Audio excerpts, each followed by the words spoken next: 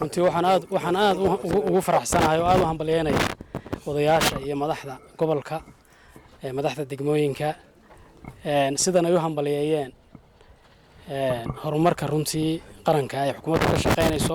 baarlamaankuna ay la gartay runtii mashruuca dekadu waa mashruuc lafdhabar u ah nolosheenna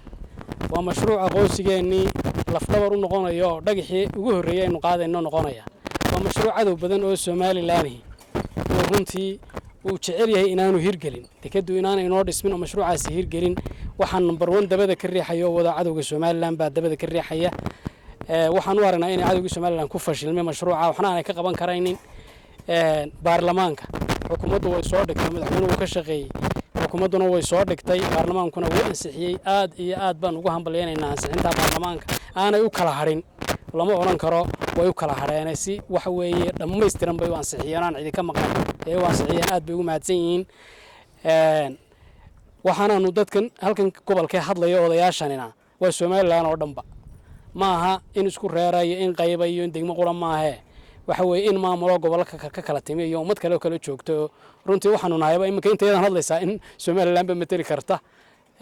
waxaanu isnaa mararka qaar gobolahan wareer hadda dekada yeelan lahayd meesha hadday badidii noqon lahayd wax oran lahayd war inaga noo soo wareejiyo dekada halkan ba laga sameeyo dad fara badan ba yar uu dareen lahaay oran lahaa inuu dekada ma laga dhigo deegaankiina waxay idinka soo gaadhi lahayd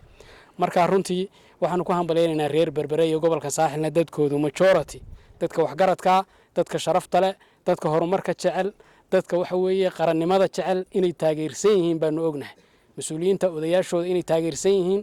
marka runtii mid saaxil gudaheeda joogay mid meel kaleba joogaba waxaan u aqoonsanaynaa anagu cadow Somaliland ninka ka hadlaya mashruuca waxa loo aqoonsan yahay cadow Somaliland cali khaliifna odayga waa la soo qaaday odayga runtii mar haddii umka wadadii saxda ahayd qabsaday aad baan u taanayna odayaasha dalka weeyaan runtii waa soo dhaweynaya garaadada kale ee reerka ee runtii la qaatay iyo qolyaha kale siyaasiyiinta ah ee dabadiyo gudaba joogay runtii taageeray aad baan u soo dhaweynaynaa qolada muqdisho joogta ee xaaladdu ku soo adkaatay iminka arrinkii runtii soo taagayna waxaan leenahay sida ay soo taagteen u tashada wadankiina kaalaya waxba halka idin ma yeelan idinkana sida aad aragteen afartiin joogtay for example kala doonayay in siyaasad ahaan lagu yar wanaajisto saa u aragteen ayaa dadkiina u arka deegaankiina kaalaya iskaga soo noqda wadankiina wax la qabsada